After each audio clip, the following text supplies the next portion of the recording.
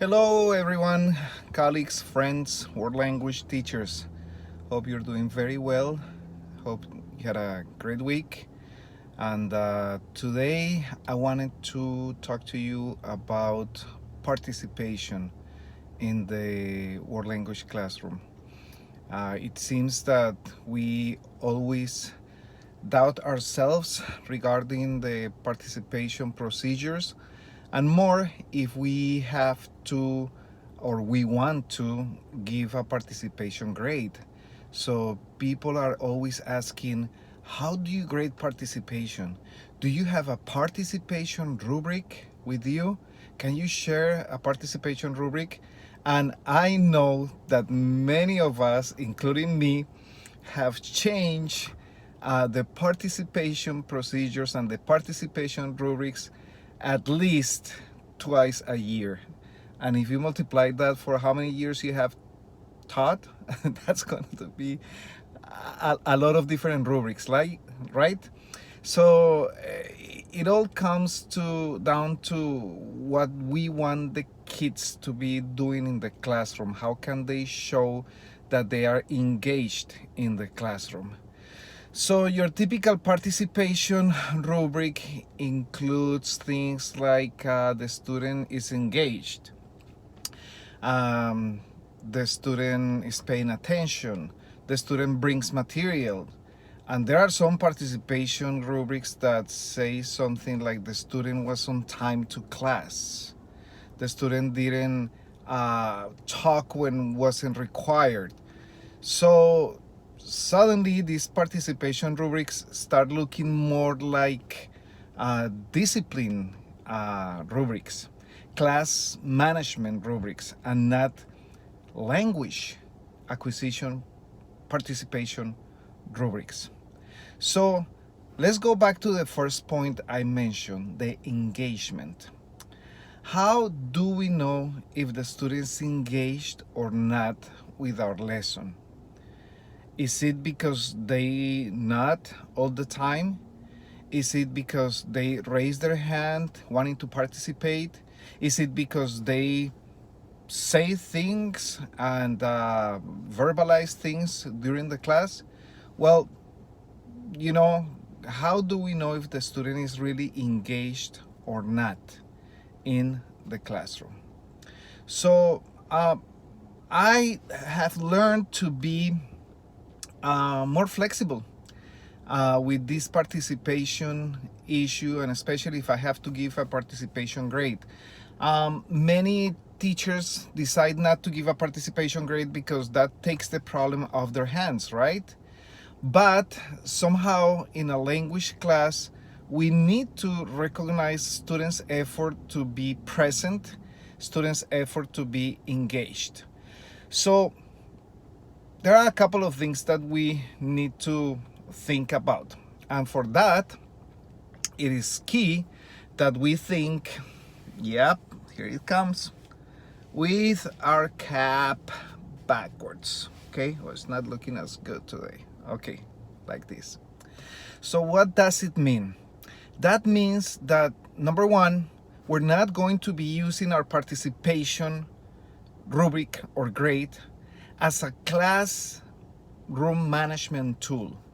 We cannot use it as a discipline tool. Okay, we are assessing the student's engagement in the second language. We're not assessing the discipline. So let's get rid of the student came on time to class.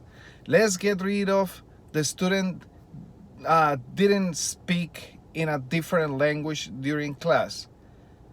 Let's get rid of the student was distracted. Because when the student sees that on a rubric, that comes to them as something punitive right away.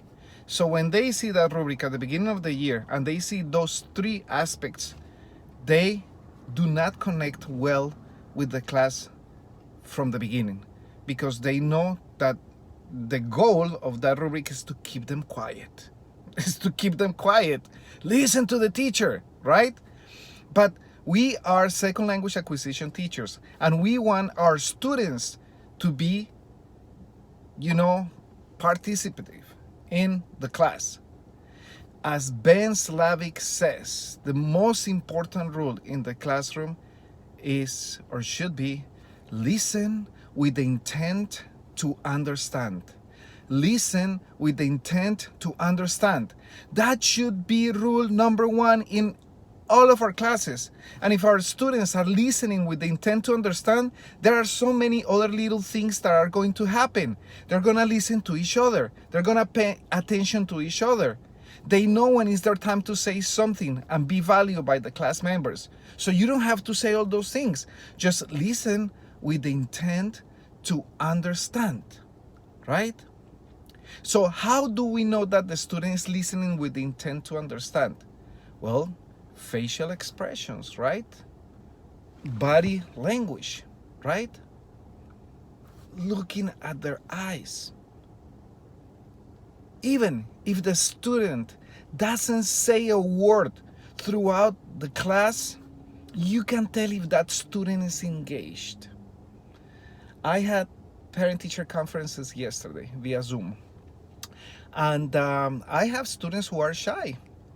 And the first thing that they say, because my question to them, instead of me talking during the whole time during parent-teacher conferences, and we'll talk about that topic later, is how do you feel in the class? What are you getting from the class? Tell us. So even the shy students say, this is my favorite class. I feel that I'm learning. I'm like, if I was that traditional teacher that I used to be 15 years ago, I would have asked myself, how can this student be saying that he or she is engaged when he or she doesn't say a word during class? But I'm not anymore that teacher. Now I pay attention to other things. And yes, every class I give 5 points of participation. And now these days, those quiet students who I know that are engaged, because it's my job to make sure that they are engaged and to notice if they are engaged, those students are getting their 5 points, right? Now, something very important is happening these days with COVID-19. Just take a look at this. Look at me. Please, look at me. The mask. So what happens when we're wearing masks? When we're wearing masks, we have to look at the students' eyes, and they have to look at our eyes. Nothing communicates more among living or humans than the eyes.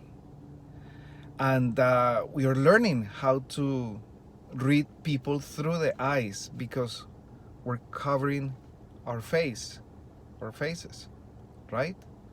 So the lesson here too is, when all this COVID-19 is gone, when the pandemic is over, do not forget to always look at your students' eyes, because your students' eyes are gonna tell you the level of engagement that they have with your class. And that can be enough to give them a very good participation grade. Thank you so much. I'll see you next weekend. Bye.